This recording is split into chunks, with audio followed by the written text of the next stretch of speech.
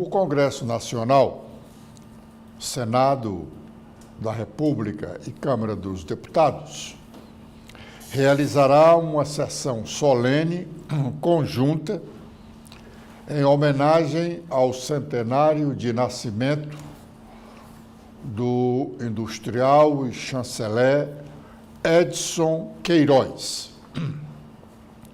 O evento acontecerá no dia 9 de abril, na parte da manhã, no plenário do Senado Federal. A iniciativa dessa sessão solene partiu da deputada federal Fernanda Pessoa e do senador Eduardo Girão, que apresentaram requerimentos nas respectivas casas para a ocorrência dessa homenagem. Uma nota distribuída ontem pela Unifor diz que abril marca o mês de nascimento do visionário cearense e também o início oficial das celebrações do seu centenário, organizadas pela Fundação Edson Queiroz, instituição mantenedora da Universidade de Fortaleza. Essa homenagem do Congresso Nacional é mais do que merecida. O Ceará deve muito a Edson Queiroz, que construiu um império econômico significativo em termos de Brasil. Todos os seus negócios estão no Ceará e daqui foram irradiados para o Brasil. Além do poder econômico que constituiu, Edson Queiroz deixou um marco significativo para o estado do Ceará, que foi a Unifor, a Universidade de Fortaleza, que já formou milhares de cearenses. Nós temos formados pela Unifor, integrando o Poder Judiciário Nacional, integrando os outros dois poderes da República. Edson Queiroz também deixou um complexo de comunicação de muita importância, que começou aqui no Ceará com a Rádio Verdes Mares, se estendeu por Recife e pelo Rio de Janeiro, também com estações de rádio. Depois veio a televisão Verdes Mares. Logo em seguida, a TV Diário. E, por último, o Diário do Nordeste, um jornal que, quando existia plenamente, marcou a comunicação no Nordeste brasileiro.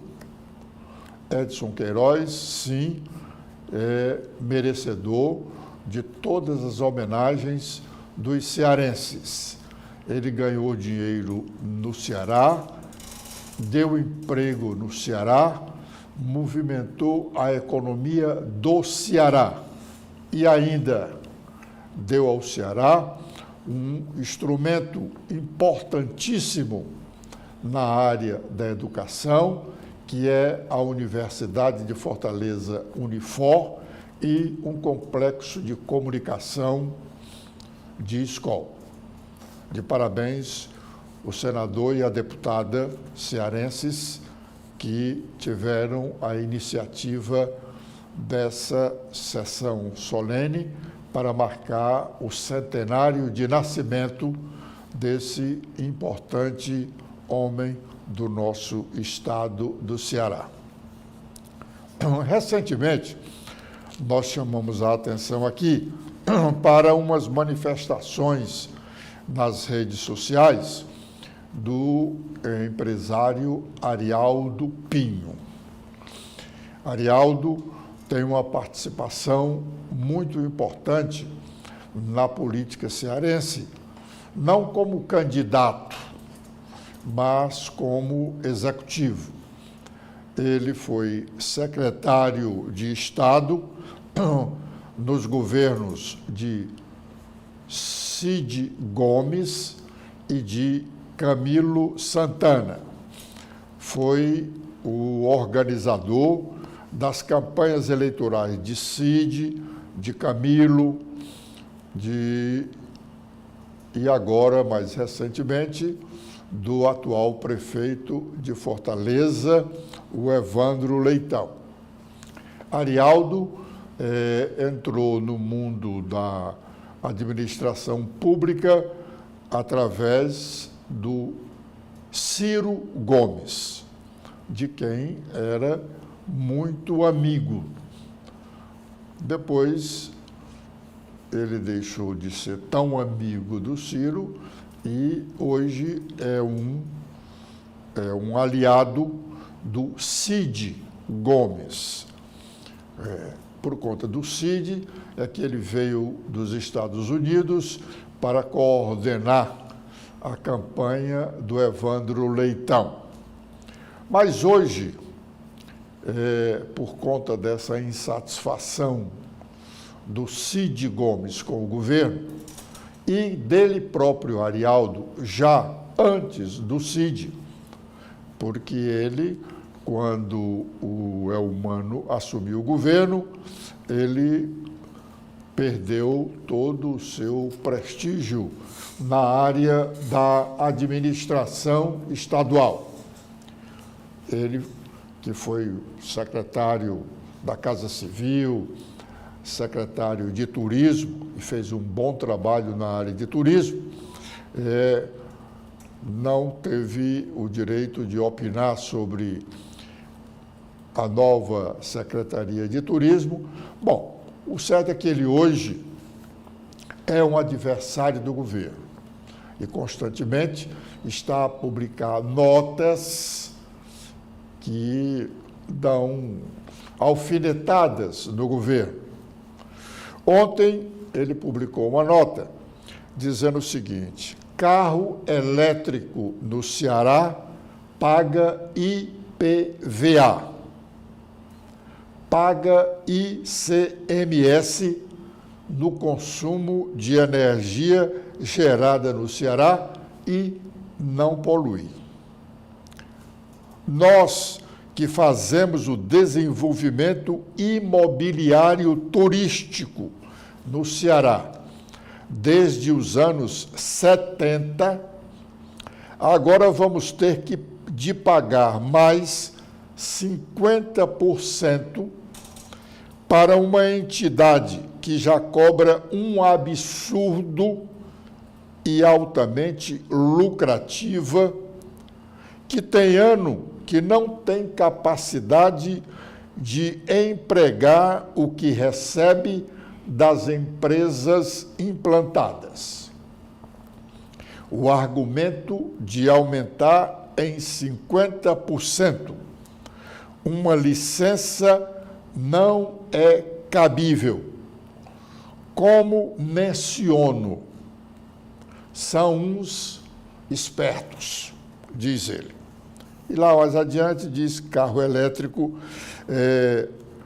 no Ceará paga IPVA, paga ICMS no consumo de energia gerada no estado, mas em diversos estados do Nordeste, carro elétrico não paga nem IPVA, não paga o IPVA.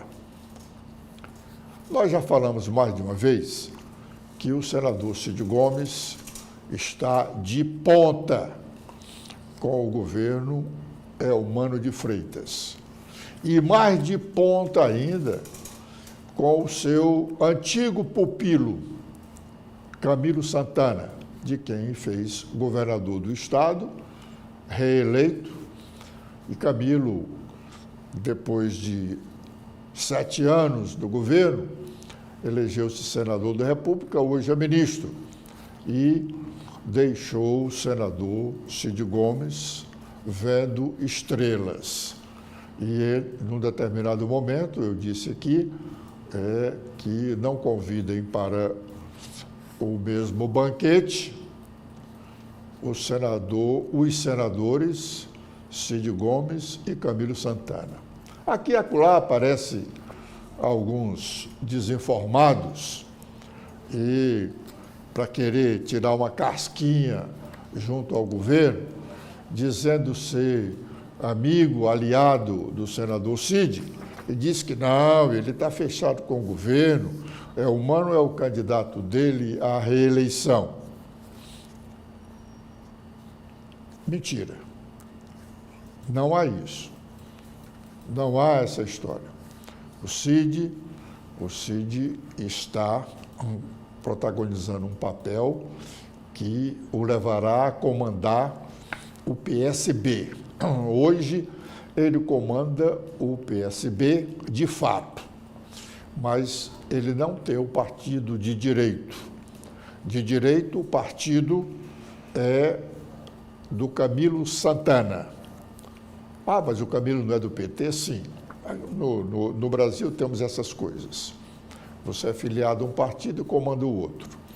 O PSB foi dado aqui para o Camilo Santana, tanto que ele colocou como presidente estadual da agremiação o seu pai, o ex-deputado estadual Eudoro Santana. Cid está realmente sem um partido, mas ele quer tomar conta de um partido. Tanto que esteve à frente do PSB nas campanhas municipais pelo interior do estado. Aqui em Fortaleza ele ficou um tanto quanto distante, embora, vez por outra, o candidato Evandro Leitão o tenha chamado para participar diretamente. Ele teve uma participação tímida em umas 2 ou 3 oportunidades, mas fez um trabalho grande no interior do estado, tanto que saiu das eleições dizendo que fez algumas dezenas de prefeitos no interior. Prefeito não é de liderança nenhuma outra, senão do governador. O governador tem tantos quantos prefeitos ele queira, assim como tantos quantos deputados estaduais queira. É verdade que existem alguns, por questões ideológicas, de princípio, de honestidade mesmo, não cedem aos mimos do governador.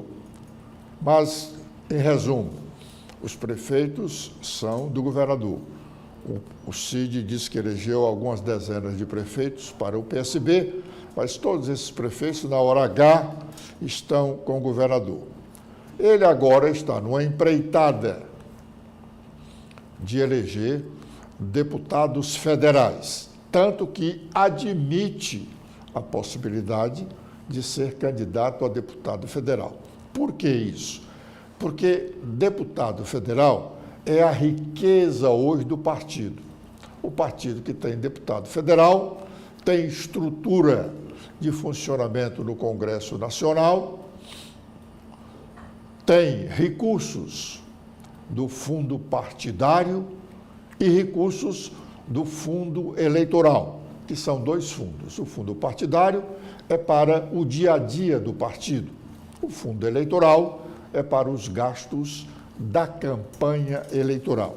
Então, o partido que tem mais deputados federais, tem recursos, tempo de propaganda eleitoral no rádio e na televisão e boas estruturas na Câmara e no Senado da República. O senador hoje está trabalhando nesse sentido. e em conseguindo eleger deputados federais, aí sim ele vai ser dono do PSB de direito, porque a direção nacional vai entregar o partido a ele e não a quem não tem votos. Na verdade, o presidente estadual do PSB hoje não tem votos para eleger nenhum deputado federal.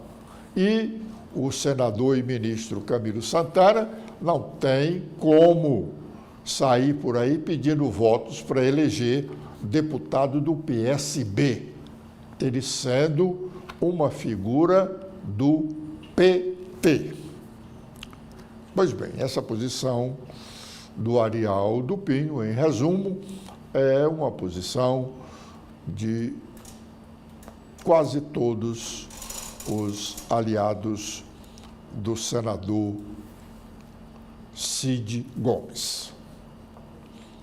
A federação formada pelo PP, Progressistas, e pelo União Brasil, de que já falamos em outra oportunidade, será oficializada no fim deste mês de abril. O comando da federação no Ceará, como já havíamos comentado, ficará com o capitão Wagner, hoje presidente do Diretório Estadual do União Brasil. Na semana passada, em Brasília, Wagner e dirigentes nacionais do PP,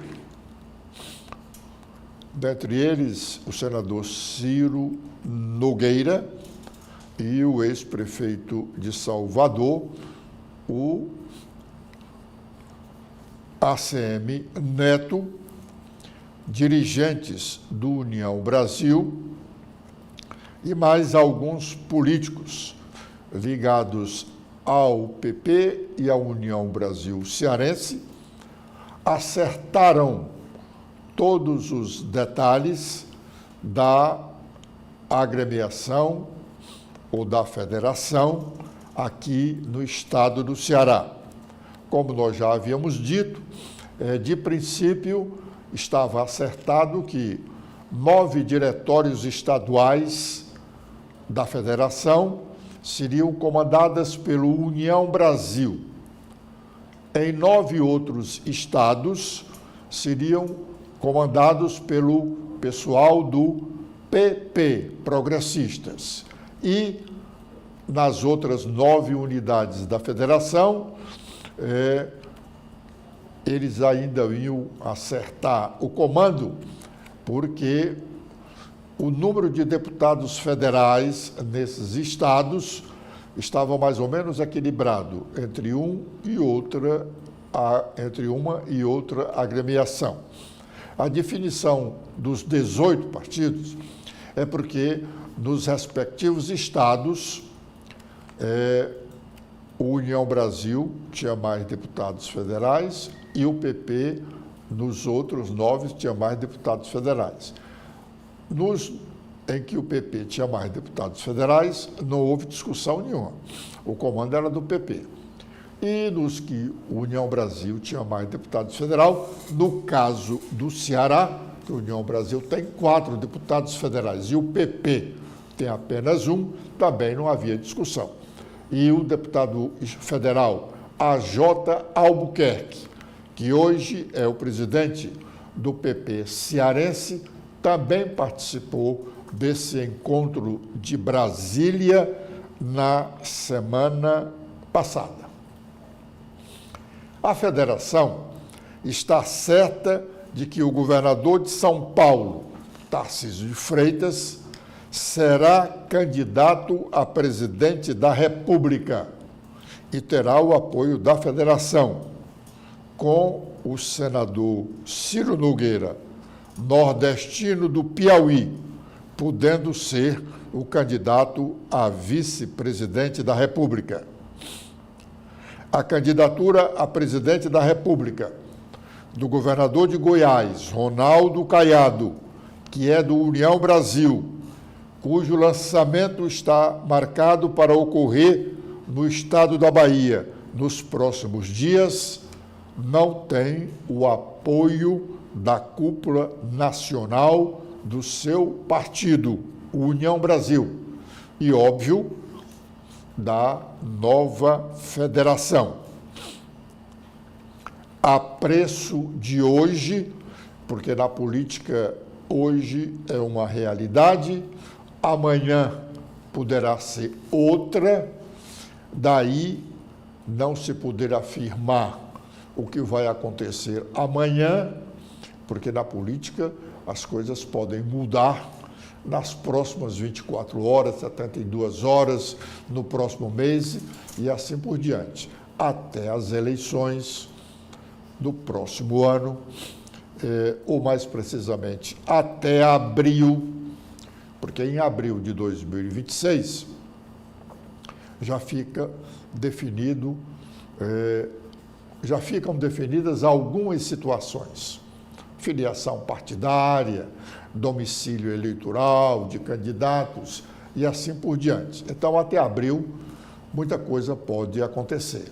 E estamos a um ano de abril de 2026. Portanto, a preço de hoje, a pretensa candidatura de Tarcísio de Freitas, em ficando no partido dele, que é o Republicanos, terá o apoio da federação, que une o PP e União Brasil, e também do PSD, o partido de Kassab, um dos principais defensores da postulação de Tarcísio. Kassab é um dos homens fortes hoje no governo de São Paulo, por conta dessa sua ligação com o governador. E, ainda na questão do si, aí, sendo Tarcísio candidato a presidente da República, com o apoio da federação, com o apoio do PSD, as consequências aqui no Ceará são várias.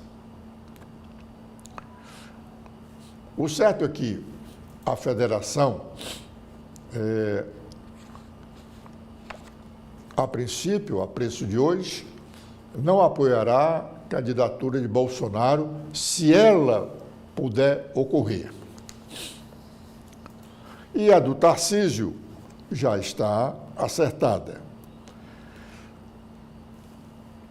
Sendo Tarcísio candidato, com essas condições, apoio da federação e apoio do PSD, o governador Elmano perde apoios significativos. O PP, que hoje forma com o governador Elmano, já de pronto está de saída, porque a federação, comandada pelo capitão Wagner, claro, não haverá a mínima condição. Também não se pode dizer isso na política, não haverá a mínima condição.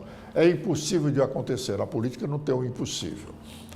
Mas é muito difícil, muito mesmo, de o capitão Wagner, comandando essa federação, admitir a possibilidade de apoiar uma reeleição de Elmano. Bom, então o PP já está de fora. E com o Kassab defendendo a candidatura de Tarcísio e também disposto a não apoiar o PT, a situação do PSD no Ceará também não é muito diferente da do PP. Eu digo muito diferente porque o PSD é um diretório estadual. E o diretório estadual tem uma certa autonomia. Mas, se a direção nacional fechar a questão, aí o diretório terá que obedecer. E, em obedecendo, o PSD sai também da provável aliança de apoio à reeleição do governador Elmano, que perde não só o apoio político, mas um grande capital, que é o espaço da propaganda eleitoral. A propaganda eleitoral, o tempo da propaganda é dividida de acordo com a representação parlamentar na Câmara dos Deputados. A Federação PP União Brasil passa a ter o maior número de deputados federais e, somada a qualquer um outro partido, vai ter mais da metade do tempo da propaganda eleitoral. O ex-reitor da Universidade Federal do Ceará, o professor Cândido Albuquerque, como já havíamos anunciado aqui, está decidido mesmo a disputar uma vaga de senador nas eleições do próximo ano. Hoje, Cândido Albuquerque é filiado ao PSD, mas sua postulação ao Senado não será pelo PSD. Ele ainda vai definir a que partido se filiar para concretizar esse seu objetivo, ser candidato ao Senado. Provavelmente, ele se filiará ao PL. Ao PL. E o PL está fechado com o pessoal que integra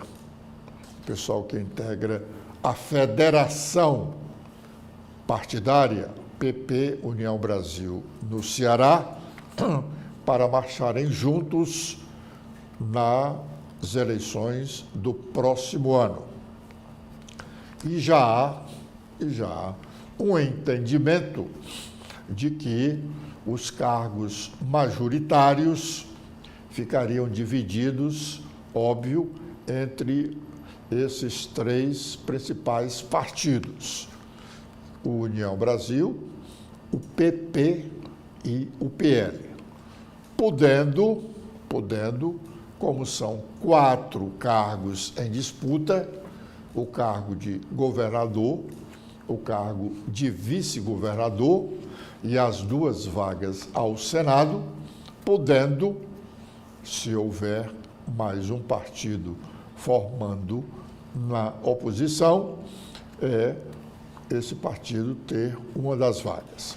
Mas, a princípio, hoje, o governador e o vice serão indicados pelos representantes na federação do União Brasil e do PP, enquanto as 2 vagas para o Senado ficariam com o PL, sendo uma do advogado, professor, ex-reitor da Universidade Federal do Ceará, Cândido Albuquerque, e a outra com a vereadora do PL mais votada em Fortaleza.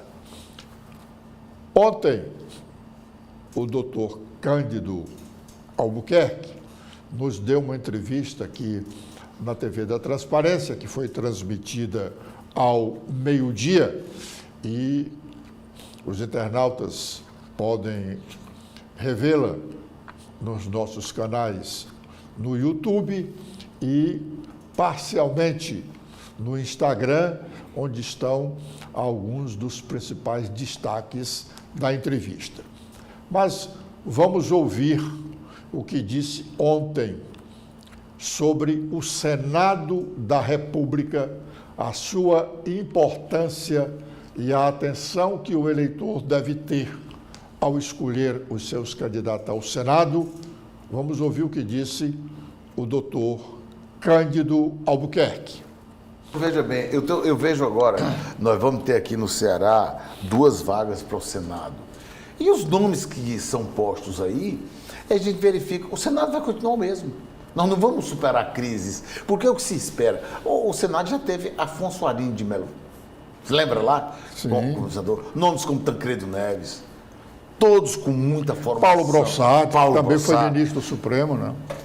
Homens que tinham formação jurídica, formação intelectual, homens de densidade na formação humanística. Nós tivemos aqui Pascoal Barroso. Tivemos Virgílio, que não tinha formação. Mas tinha uma formação não tinha essa formação do intelectual, direito, mas era tinha formação intelectual exatamente. E tinha uma formação de direito, porque O ele próprio tinha Valdemar de Alcântara. ele né? tinha feito a academia militar e lá se estuda direito. Então, Virgílio Távora tinha formação jurídica. Ele era realmente também. coronel. Ele não era capitão, ele era coronel. Não, e na E o própria coronel, AMAN, e o na coronel AMAN, já nas começa a ter escolas. uma formação Sim, de tem alto todo nível. custo. Né? Então, essa é a preocupação hoje. É preciso que a gente veja o seguinte: do jeito que o Estado é desenhado, se cada membro cumprisse com sua função, se cada órgão, se cada instância tivesse bem aparelhada no sentido positivo, ou seja, se os seus membros fossem escolhidos pelas virtudes, pela capacidade intelectual de desenvolver determinadas funções, nós não estaríamos vivendo nessas crises. Aliás, a maioria das crises inexistiriam. Porque a Câmara cumpriria seu papel, o Senado cumpriria seu papel. Aqui se fala em indicar alguém para o Senado sem nenhuma preocupação com a formação intelectual dele. Porque só os intelectuais... Intelectual e moral. Peraí. Intelectual, moral, mas se exige do Senado um saber diferenciado. Tanto que está aí a crise. Porque nós temos um Senado que não conhece juridicamente a sua função. Essa é uma questão que precisa ser colocada. Bom, nas eleições do próximo ano, o Senado será renovado em 2/3 da sua composição. Cada estado e o Distrito Federal, cada um elegerá 2 senadores, diferentemente do que aconteceu na eleição de 2022, quando foram eleitos apenas um senador por estado e pelo Distrito Federal. Assim, serão eleitos 2 senadores no Ceará e cada partido ou coligação, porque os partidos, quando se unem em coligação, eles ficam reduzidos a um partido. A coligação tanto faz ser de 2 partidos ou de 10 partidos, a coligação só poderá indicar nas eleições do próximo ano 2 candidatos ao Senado. Assim como um partido isoladamente pode indicar 2 candidatos ao Senado. Diferentemente, repito, da eleição passada, de 2022, quando cada partido ou coligação só pôde indicar um candidato ao Senado. Dizendo isso, nós estamos encerrando a nossa participação de hoje neste primeiro bloco de notícias da manhã aqui na TV da Transparência, convidando-os a seguirem conosco